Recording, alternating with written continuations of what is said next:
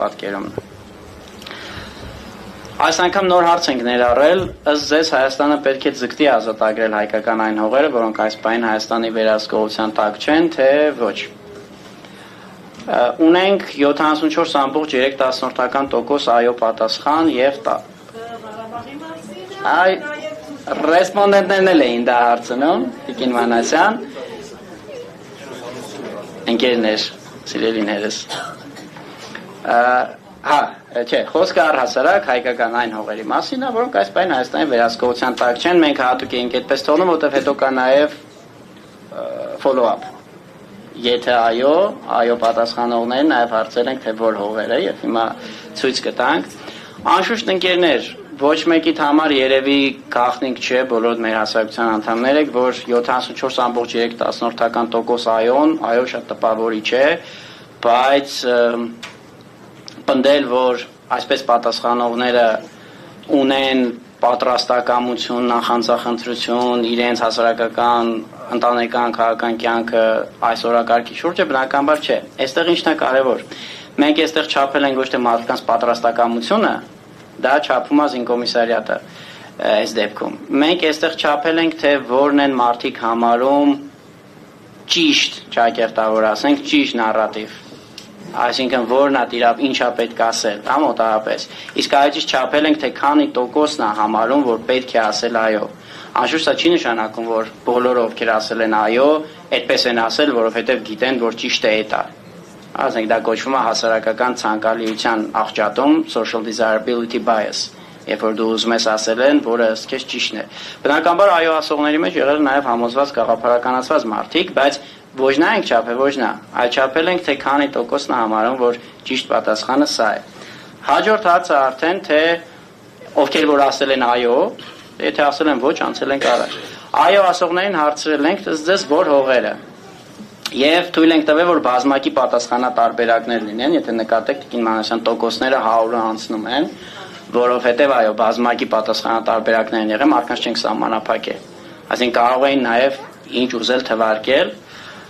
Առաջին տեղում Արցախն է, ոչ թե առաջին տեղում, այլ Արցախը 51.8% հիշատակում ունի, քանի որ սա բազմակի պատասխաններով ա եղել, եկեք այսպես ասեմ։ Բոլոր հողերը 36.4%։ Բոլոր պատմական հողերը։ Արևմտյան Հայաստանը առանձին վերցրած 17.2, հաջորդիվ գալիս է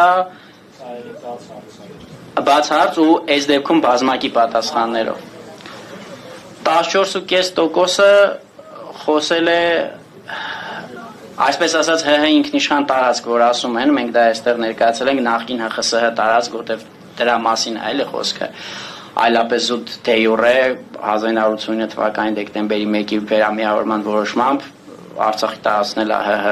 ինքնիշխան տարածք, հիմա դրա համար որ շփոթ չլինի, գրել ենք նախկին ՀԽՍՀ տարածք։ Մարդիկ իհարկե տարբեր ձև են ասել այն, ինչ մենք կոդավորել ենք այս պատասխանի տակ, եղել է որ ասել են ջերմուկը, եղել է որ ասել են 21 թվից հետո որ թուրքերը մտել են, մի խոսքով այդ ամեն ինչը նախկին ՀԽՍՀ տարածք։ Այո, Նախիջևան ունենք 7.3% եւ ունենք 1.5% այլ մեր հյուսիսային եւ հարավային հարևաններին չնեղացնելու համար խմբավորել ենք այլի տակ։ Դեմա դժվար չի գուշակել, թե ինչն է։ Կիլիկիայից հետաքրքրողներ կային, չէ, Կիլիկիան ներառվել է պայմանական արևմտյան Հայաստանի մեջ, որովհետեւ, այսինքն հողեր, որոնք առաջ մերն էին, մենք էինք ապրում, հիմա Թուրքիայի Հանրապետության կազմում են, դրա կոդը այդպես է անցալում։ Որոշակի կոռելացիաներ այո կան ռեկոնկիստայի հայկական հողահավաքի կողմնակից լինելու եւ քաղաքական նախընտրությունների մեջ, եթե հետաքրքիր է, սայկաշարում դրանք չկան, զուտ չծանրաբեռնելու համար, ոչ թե որ գերգախնի են, եթե հետաքրքիր է վերջում կասենք ըստ կուսակցությունների, օրինակ նախընտրությունների, կոպիտ ասած ում էլեկտորատն ավելի այդպես հողահավաքչական։ Ապրեք։ Նշեք մի բան, եթե այդպեսին կա, որ ըստ ձեզ Հայաստանը երբեք չպետք է զիջի կամ կորցնի, որքան էլ թուլացած լինի կամ որքան էլ արտաքին ուժերը պահանջեն անել դա։ Իրական սա երկու հարց ա եղել։ Նախ հարցրել ենք արդյոք ըստ ձեզ կա այդպես բան, այո կամ ոչ։ Եվ այո ասողներին խնդրել ենք, որ ասեն, բայց արդեն մեկ հիմնական պատասխան, պարզ քաղաքագիտական ժարգոնով ասած կարմիր գծերի մասին հարց է սա։ Եվ այստեղ էլ կխնդրեմ ուշադրություն դարձնեք, որ մենք մեկ բան ենք խնդրել, որ ասեն հիմնական, այսինքն օրինակ ենթադրենք ադրբեջանցիների հաստատում Հայաստանում 2.2%-ն է ասել։ Ինքնին դա չի նշանակում, որ դա ասող մարդը օրինակ կողմը, որ Հայաստանի վերահսկողության տակ գտնվող հողերը կորեն։ Ենթադրաբար կողմ չի, բայց առաջինը, որ իր մտքին եղել է, դա է։ Առաջի տեղում իհարկե ՀՀ վերահսկողության տակ գտնվող հողերն են 35%, ըստ որում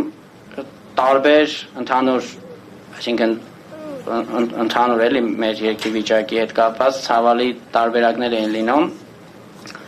Երևան տարբերակ է լինում օրինակ։ Բաց հարցը, ով ինչ կուզի կասի, ավարտեմ։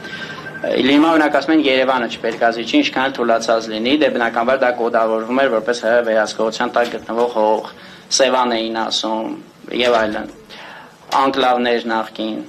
Խնդրեմ անջան ձեր հարցը ասեք, որ ազատ շարունակեմ։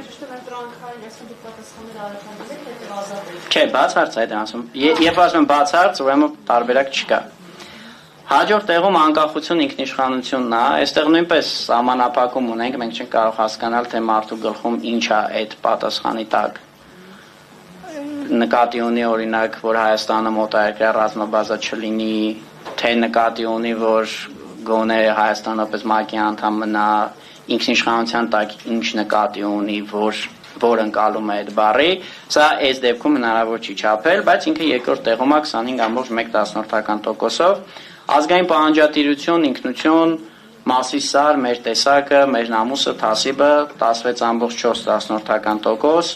հետո Զանգեզուրի միջանցքը 13%, ադրբեջանցիների հաստատում Հայաստանում 2%, այստեղ ուղղակի հետաքրքիր է ներառել ենք, բայց 1%-ից ցածրը կարելի էր այլի մեջ խմբավորել, սահմանության փոփոխություն, չնչին, զինված ուժեր, պատանդների վերադարձի պահանջ, այսինքն զիջել պատանդների վերադարձի պահանջը, էլի, դրանից չպիտի հրաժարվենք։